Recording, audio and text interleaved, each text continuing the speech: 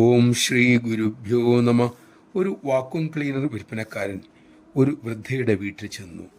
വൃദ്ധ എന്തെങ്കിലും പറയുന്നതിന് മുമ്പേ അയാൾ വാക്വം ക്ലീനറിൻ്റെ മഹിമ വിവരിച്ചു തുടങ്ങി. അയാൾ പറഞ്ഞു, ഏത് പൊടിയും അഴുക്കും കറയും ഇതുപയോഗിച്ച് മാറ്റാം.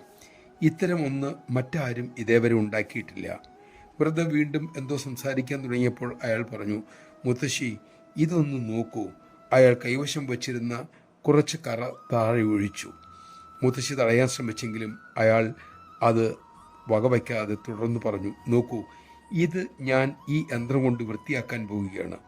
ഈ തറ വൃത്തിയാക്കിയില്ല എങ്കിൽ ഞാൻ നക്കി ഇത് വൃത്തിയാക്കി തരും, ഉറപ്പാണത്. അതിനുശേഷം അയാൾ യന്ത്രം പുറത്തെടുത്തു. അതിൻ്റെ വയർ കുത്താനായി പിൻ അന്വേഷിച്ചു. എങ്ങും കാണാനില്ല. അയാൾ വൃദ്ധയോട് തിരക്കി. അപ്പോൾ അവർ പറഞ്ഞു, കുഞ്ഞേ, ഇവിടെ കരണ്ട് ഇതുവരെ ആയിട്ടില്ല. വീടിൻ്റെ പണി തീർന്നിട്ടേയുള്ളൂ. പക്ഷെ നീ അത് പറയാൻ എന്നെ സമ്മതിക്കുക പോലും ചെയ്തില്ലല്ലോ. ഇനി എന്തു ചെയ്യും? നമഃശിവായ. അമ്മ പറഞ്ഞൊരു കഥയാണിത്. അമ്മയുടെ കൃപ സദാ ഒഴുകിക്കൊണ്ടിരിക്കുന്നു. നമ്മുടെ ഹൃദയം തുറന്നു വച്ചില്ല എങ്കിൽ നമുക്ക് ആ കൃപയെ സ്വീകരിക്കാൻ സാധ്യമല്ല.